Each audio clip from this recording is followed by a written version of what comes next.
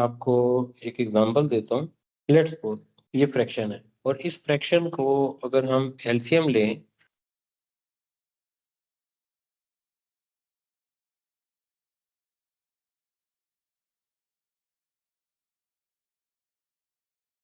देखें, जिस टाइम हमारे पास ये क्वेश्चन दिया हुआ था तो हमने जब एलसीएम लिया तो ये जो फाइनल आंसर आ रहा है ना, ये फाइनल आंसर सिंगल फ्रैक्शन में आ रहा है, तो इसमें तो कोई इशू नहीं है।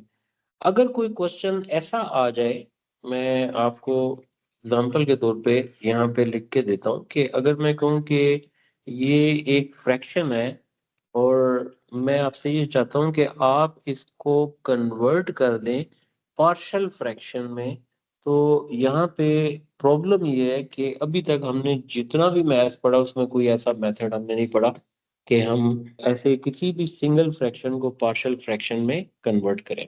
हमारा आज का टॉपिक यही चीजें डिस्कस करना है। और जब हम इसको स्टार्ट लेंगे तो इसमें आप देखें कि हमने 3 तरह की टाइप्स डिस्कस करनी है। टाइप 1 में आएगा when denominator involves linear factors. For example, उसमें मेथड ये बनेगा कि अगर हमारे लीनियर फैक्टर कुछ इस तरह के हों तो उसको हम ये लिखेंगे a over x minus a plus b over x minus b। देखिए, दो लीनियर फैक्टर हैं, दो कांस्टेंट लेने हैं। अब हमने ये प्रोसेस सीखना है कि इसमें जो कांस्टेंट a और b हमने इंट्रोड्यूस किए हैं, इनकी वैल्यूज क्या है। दो लीनियर फैक्टर हैं, जितने भी लीनियर फैक्टर हों उतने कांस्टेंट इंट्रोड्यूस किए जाते हैं। मसलन ये वाला बन जाएगा a over first linear factor और b के साथ फिर हम ले लेंगे second linear factor x plus 3।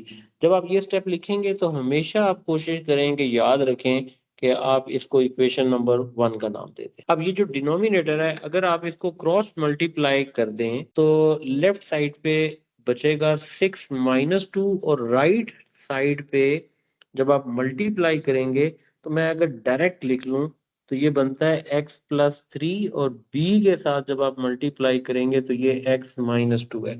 अब देखेंगे इसके बाद आप यहाँ पे लिखेंगे कि फ्रॉम इक्वेशन 1 पहले लीनियर फैक्टर को इक्वल टू 0 करेंगे, उससे आपके पास x की वैल्यू निकलेगी और इस वैल्यू को आपने पुट इन टू करना है। यानी इक्वेशन 1 से लीनियर फैक्टर लेंगे, वहां से x निकालेंगे, जो x की वैल्यू आएगी वो इक्वेशन 2 में पुट होगी। देखें, इक्वेशन 2 में अगर हम इसे पुट करते हैं तो जहां जहां x है वहां पे ये वैल्यू ले लें। a के साथ तो ये बन जाएगा 2 प्लस 3 और b के साथ इसने हो जाना है 2 माइनस 2 0, तो b खत्म हो जाएगा। हमें फायदा ये हुआ कि ये बनता है 5a इज इक्वल टू 10, जिससे a की जो वैल्यू है ना वो निकल आई। अब यही सेम प्रोसेस आप यूज करेंगे दूसरे लीनियर फैक्टर के लिए। Second linear factor is x plus 3 and this implies that x is equal to 3. We put this value in equation number 2 and simplify. ये जो वैल्यू है ये -3 आ रही है, सॉरी ये मैं करेक्ट कर लूँ, -3। यहाँ पे जब आप पुट करेंगे -3 प्लस 3 0 हो जाएगा, तो a की लिखने की जरूरत भी नहीं है। और b की वर्किंग में आप जब इसे लेंगे तो -3 -2 आ गया, -5b और 6 3 18 हो जाएगा, -18 और ये बन जाएगा -20 और b की वैल्यू निकल आएगी 4। ये जो a और b की वैल्यू है ना, इनको अब आप इक्वेशन नंबर 1 में दोबारा प्लग इन कर दे। जो पहली टाइप थी जिसमें डिनोमिनेटर में लीनियर फैक्टर इन्वॉल्व थे, वो 2 लीनियर फैक्टर हों या वो 3 लीनियर फैक्टर हों, अब आप उनमें कांस्टेंट्स के साथ इंट्रोड्यूस करेंगे, वर्किंग करेंगे, कांस्टेंट की वैल्यू आएगी, उस कांस्टेंट की वैल्यू को इक्वेशन 1 में पुट करेंगे तो आप ये देखेंगे सिंगल फ्रैक्शन को आपने मोर देन वन फ्रैक्शंस में कन्वर्ट कर दिया, यानी हमने उसे कहा कि ये पार्शियल फ्रैक्शन में कन्वर्ट हो गया। सबसे पहली बात, लेकिन 3 फैक्टर हैं, 3 कांस्टेंट आएंगे, जितने फैक्टर होंगे उतने कांस्टेंट लिखे जाते हैं। इक्वेशन नंबर 1 डिनोमिनेटर से मल्टीप्लाई कर दें। अब देखें b के साथ मल्टीप्लाई करेंगे तो x माइनस 1 कट जाएगा, बाकी दो फैक्टर्स आ जाएंगे, सी के साथ मल्टीप्लाई करेंगे तो 2x प्लस 1 कटेगा और बाकी फैक्टर्स आ जाएंगे और आप इसको इक्वेशन नंबर 2 का नाम दे देंगे। From equation number 1 we take first linear factor and then we put in equation number 2। देखें अब x की वैल्यू 0 ले रहे हैं तो लेफ्ट साइड पे तो सिर्फ -2 रह जाएगा। देखें एक x इधर है और एक x इधर है, 0 पुट करेंगे तो b पूरा खत्म हो जाएगा, c पूरा खत्म हो जाएगा। a के साथ जो बचेगा वो -1 बच रहा है और 1 बच रहा है, यानी इसका मतलब ये हुआ इसको सिंप्लीफाई करेंगे तो a की वैल्यू 2 आ जाएगी। अच्छा ये देखिए x -1 0 था तो ये a भी 0 हो जाएगा और ये c वाला भी 0 हो जाएगा। ठीक है, सिर्फ b बचेगा। तो b के साथ जब आप वर्किंग करेंगे तो 1 इंटू 2 प्लस 1 यानी 3b बच गया और ये आ गया 9, तो b की वैल्यू आ गई 3। देखिए 2x प्लस 1 को अगर मैं यहाँ ही से ले लूं कि जिसको हमने 0 लिया था, ये टर्म भी 0 ये भी टर्म 0, सिर्फ c बच जाएगा। तो c की जगह उसकी वैल्यू पुट कर दें जहां जहां पे x आ रहा है, तो ये बन जाएगा -1। लें जी, ये बनता है -6/2 यानी -3 इज इक्वल टू 3/4 c, तो c की वैल्यू बन जाएगी -4। अब ये जो ए बी सी की वैल्यू है इस इक्वेशन नंबर 1 में पुट करते हैं, ये हो गया जी आंसर। ये थी हमारे पास टाइप 1। सेकंड टाइप में डिनोमिनेटर में रिपीटेड लीनियर फैक्टर्स होंगे।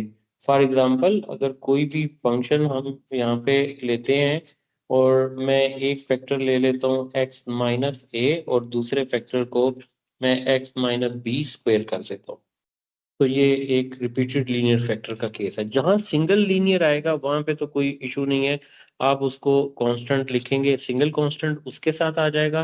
अच्छा रिपीटेड लीनियर को अब आपने तवज्जो से देखना है, देखिए जरा, अगर मैं प्लस का साइन डालता हूं तो ये आ जाएगा b के साथ, इसकी वैल्यू बनेगी, देखिए x-b² है, ये रिपीटेड लीनियर फैक्टर है। इसके लिखने का तरीका जो होता है ना वो असेंडिंग फॉर्म में होता है। कैसे? मसलन आप लिखेंगे x-b⁻1 और फिर इसी तरीके से अगर आप c लेते हैं तो वो बन जाएगा x-b⁻2। ये प्रोसीजर होगा, हम इस प्रोसीजर को लेके चलेंगे। अब एक क्वेश्चन लेते हैं और उस क्वेश्चन पे इसको अप्लाई करते हैं। ले जी सबसे पहले तो हम इस क्वेश्चन की इक्वेशन नंबर 1 बनाते हैं, 14x प्लस 5, और इसको हम डिवाइड कर रहे थे 2x plus 1, this is linear factor, and x plus 1 whole square, it is repeated linear. For linear factor, we introduce single constant.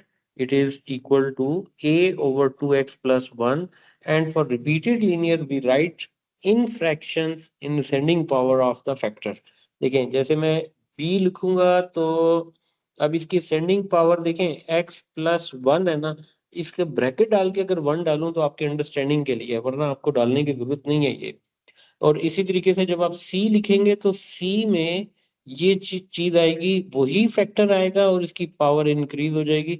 इसको हम नाम दे देंगे इक्वेशन नंबर 1 का, जिस तरीके से हम पहले देते आ रहे थे। इक्वेशन 1 बन गया। अब आप डिनोमिनेटर को राइट साइड पे मल्टीप्लाई करते हैं, देखिए 2x प्लस 1 कटेगा तो a के साथ आ जाएगा x प्लस 1²।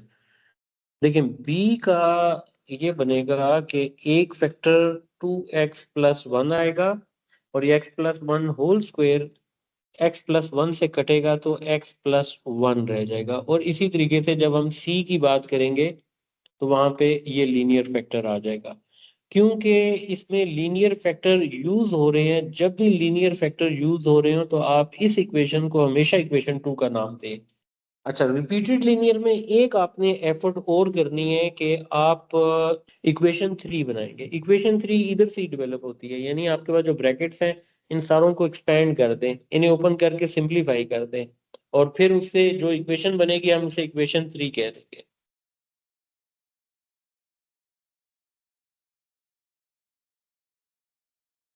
अभी देखिए ब्रैकेट्स ओपन होनी बाकी है तो इसलिए एक स्टेप और करते हैं।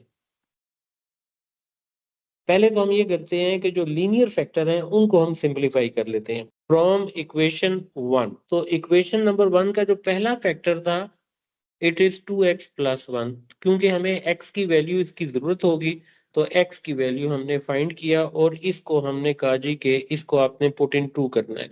तो लीनियर फैक्टर के लिए इक्वेशन नंबर 2 का होना लाजमी है, वो आपकी वर्किंग इजी कर देता है। अब इस x की वैल्यू को इक्वेशन 3 में भी पुट कर सकते हैं, लेकिन कॉम्प्लिकेटेड कैलकुलेशन हो जाएगी। आप देखेंगे इक्वेशन 2 में ये चीजें इसलिए सिंपल होती हैं कि मिसाल के तौर पे मैं ये अगर 2x प्लस 1 जो फैक्टर है जिसको मैंने इक्वल टू 0 लिया हुआ है, इक्वेशन 2 में जहां जहां पे 2x प्लस 1 है मैं उस सब को 0 कर सकता हूँ। तो उससे क्या फायदा हुआ, स्टेप शॉर्ट हो गया, बी भी खत्म सी भी खत्म, सिर्फ ए पे आप रह जाएंगे। तो इसलिए ये आपको फायदा होता है कि अगर आप इसमें वर्किंग करेंगे तो आपके स्टेप शॉर्ट हो जाएंगे। तो ये आ जाएगा 11, क्योंकि स्क्वायर के साथ है तो मैं इसको 1/4 कर देता हूँ, और प्लस और ये माइनस हो जाएगा, ये से कटिंग करके 7 कर देगा, +5 इज इक्वल टू ए के साथ कितना आ जाएगा, -1/2 और +1 है और साथ स्क्वायर आ गया। अब आप इसकी वर्किंग को कंप्लीट कर लें। देखें, this is 11/4 -2 and 1/2 means by taking square it is 1/4. It is 3/4, 1/4 a. a is equal to 3। देखें, अब आप जब इक्वेशन 1 पे नजर डालेंगे तो ये जो सेकंड फैक्टर है ना, ये वाला फैक्टर भी हमारे लिए इम्पोर्टेंट है, क्योंकि ये लीनियर फैक्टर है। ये देखें जरा, x+1 होल पावर 1 है, ये लीनियर फैक्टर है। तो इसका मतलब है अगेन सेम प्रोसेस आ जाएगा। हमने इक्वेशन 1 से लीनियर फैक्टर लिया और उस फैक्टर से हमने x की वैल्यू ले ली और इस x की वैल्यू को हमने पुट इन टू कर दिया। अब देखें, एक बार फिर हमें आसानी होगी। कैसे आसानी होगी, अगर मैं इस x+1 इज इक्वल टू 0 को पिक करूं और हर उस जगह पे पुट कर दूं जहां पे x+1 है, तो मुझे बड़ी आसानी इस सेंस में होगी कि ये देखें, ये a भी 0 हो जाएगा, अच्छा x+1 b भी 0 हो जाएगा और सिर्फ c पे आपका फोकस आ जाएगा। तो इन वैल्यूज को पुट करें, इज इक्वल टू, अब देखें c की वैल्यू कितनी आ जाएगी, 2 इंटू -1 एंड +1। दिस इज 11 -14 +5 और -2 +1 कितना आ जाएगा, -1, तो ये -c हो जाएगा। 11 और 5 16 के साथ 2 की वैल्यू आ जाएगी। लें जी, हमने c की वैल्यू भी फाइंड कर ली। a और c तो निकल आया, b रह गया।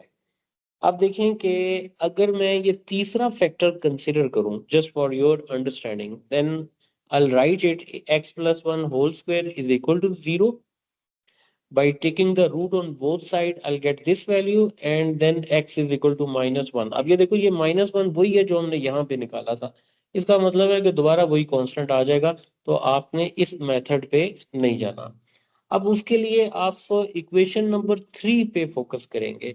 अब देखें, इक्वेशन नंबर 3 पे हम क्या लिखेंगे कि फ्रॉम इक्वेशन 3, देखें कंपेयर क्या करेंगे। सबसे पहले तो मैं यहाँ से ले लेता हूँ कोफिशिएंट ऑफ एक्स स्क्वायर, क्योंकि इक्वेशन 3 में अगर हाईएस्ट पावर देखें तो एक्स स्क्वायर आ रही है। तो लेफ्ट साइड पे कोफिशिएंट ऑफ एक्स स्क्वायर है, इट इज 11, और right hand side we have the coefficient of X square, it is a and it is 2b। देखिए, मैंने अंडरलाइन कर दिया है। जो वैल्यूज फाइंड की हैं तो वहां पे a की वैल्यू हमारे पास ऑलरेडी निकली हुई है, तो हमारे लिए आसानी हो जाएगी। 3 + 2b, this implies that 8 and b is equal to 4। ये आ गया, a b c की वैल्यूज निकल आई। इक्वेशन नंबर 1 को हम लिख लेते हैं। अब जैसे a की वैल्यू हमारे पास 3 आ गई और पहला लीनियर फैक्टर ये था। b की वैल्यू अब हमने 4 निकाली हुई है और इसका लीनियर फैक्टर x+1, और c की वैल्यू -2 थी, तो ये माइनस बाहर ले लिया और ये आ गया रिपीटेड लीनियर फैक्टर के साथ। लें जी, ये इसमें आंसर आ गया।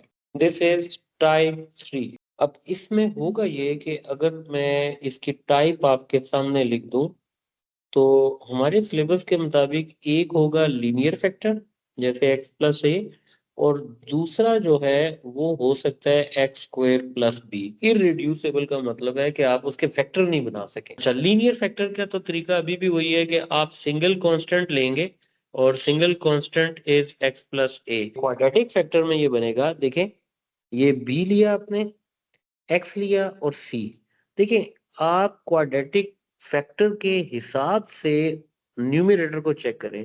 क्वाड्रेटिक की पावर है 2, तो आपने ये जो कांस्टेंट लेना है वो डिसेंडिंग ऑर्डर में लेना है, और इसका जो कोफिशिएंट होगा वो डिनोमिनेटर की पावर से 1 लेस हो। डिनोमिनेटर में पावर 2 है, तो ये डिसेंडिंग ऑर्डर में पूरा एक्सप्रेशन लिखा जाता है बी एक्स प्लस सी। तो ये हमारे पास कांस्टेंट आ जाता है। अब इसका एक क्वेश्चन ले लेते हैं और इसको फिर आगे हम डिस्कस कर लेते हैं। आप देख लें, in the denominator we have quadratic factor, और लेट्स राइट। देखिए नेगेटिव साइन एक कंफ्यूजन क्रिएट कर रहा है। Let's multiply this negative sign with the numerator. Okay.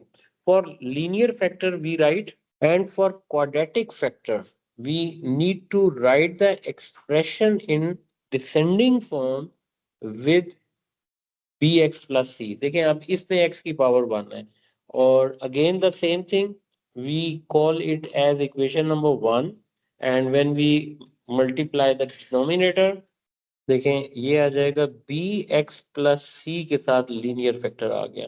यानी लीनियर फैक्टर क्वेश्चन में होता है तो इक्वेशन नंबर 2 आपने जरूर बनानी है। अब देखें कि क्योंकि अब क्वाड्रेटिक है, तो क्वाड्रेटिक में बिल्कुल उसी तरीके से इक्वेशन 3 बनाएंगे जिस तरीके से हमने रिपीटेड लीनियर में बनाई थी। This is equation number 3। Linear factor का प्रोसीजर वैसे ही है।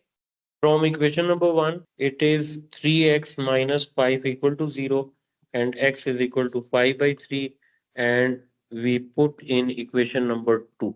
ये जो 3x minus 5 है जिसको 0 लिया है, आप इक्वेशन 2 में देखेंगे 3x minus 5 जहां पे उसे 0 करेंगे तो पूरी ये टर्म 0 हो जाएगी। तो इसका मतलब है कि आपकी अब सारी तवज्जो a के कोफिशिएंट पे रह जाएगी।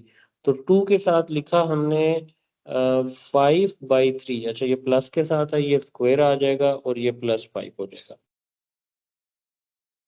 कैलकुलेटर भी यूज कर सकते हैं, और इट इज 95/9 इंटू ए। चले 95 तो कट गया ना, तो ए की वैल्यू क्योंकि 9 ने उधर जाना है तो 9/3 हो जाएगा, तो ए तो 3 आ जाएगा। लें, तो ये वाली वैल्यू बन जाएगी -3। अब हमने देखे बी और सी फाइंड करना है ना, तो लीनियर फैक्टर एक था, तो एक लीनियर फैक्टर को तो हमने सिंपलीफाई कर लिया। दूसरा फैक्टर लीनियर नहीं है, तो इसका मतलब अब ये मेथड क्वाड्रेटिक पे नहीं लगेगा। हमें क्वाड्रेटिक को सॉल्व करने के लिए ये मेथड फिर इस तरह लेना पड़ेगा कि we write comparing coefficient of X square, यानी हाईएस्ट पावर जो होगा दोनों साइड से वो लेंगे। ये बन रहा है -6 2a और +3b। इसमें क्या फायदा हुआ, ए आपने निकाला हुआ है तो इसका मतलब है बी की वैल्यू निकल आएगी, तो इसी जगह पे आप इसकी वर्किंग कर लें। ये -6 है तो लें जी, ये तो अच्छा हो गया कि बी तो 0 हो गया। सी अभी भी रहता है, तो इसका मतलब है इसी मेथड को दोबारा कंटिन्यू करेंगे और हम लिखेंगे कि कंपेयरिंग कोफिशिएंट ऑफ, अब एक्स स्क्वायर के बाद जो नेक्स्ट बारी आएगी वो एक्स की आएगी। अब आप इक्वेशन नंबर 3 में अगर एक्स वाली टर्म्स को हाईलाइट कर लें दोनों साइड पे, अच्छा -5bx आ गया और फिर ये +3cx आ गया, तो x की ये टर्म्स बन रही हैं। अब आप इनके कोफिशिएंट्स को लिख लें तो एक इक्वेशन बन जानी है -5b +3c is equal to 21। अब ये b की वैल्यू यूज करें तो ये तो 0 हो जाएगा, तो c की वैल्यू आ गई 7। a b c की सब वैल्यूज आ गई हैं। इक्वेशन 1 में आप सारी वैल्यूज सब्स्टिट्यूट कर देंगे। a is 3, so we write it -3/3x - 5। अब देखें जो नेक्स्ट फ्रैक्शन है वो bx + c का है, तो b की वैल्यू 0 लेंगे तो ये बन जाएगा 0x आ जाएगा, और c की वैल्यू 7 आ गई, तो आपको ज़ाहिर है 0x लिखने की जरूरत नहीं है, और अब आप इसको यहाँ से हटा भी सकते हैं। तो यानी इसका मतलब है कि न्यूमरेटर वी हैव ओनली 7, और ये रहा हमारा आंसर। कि 3 टाइप्स आज की क्लास में डिस्कस हो गई हैं।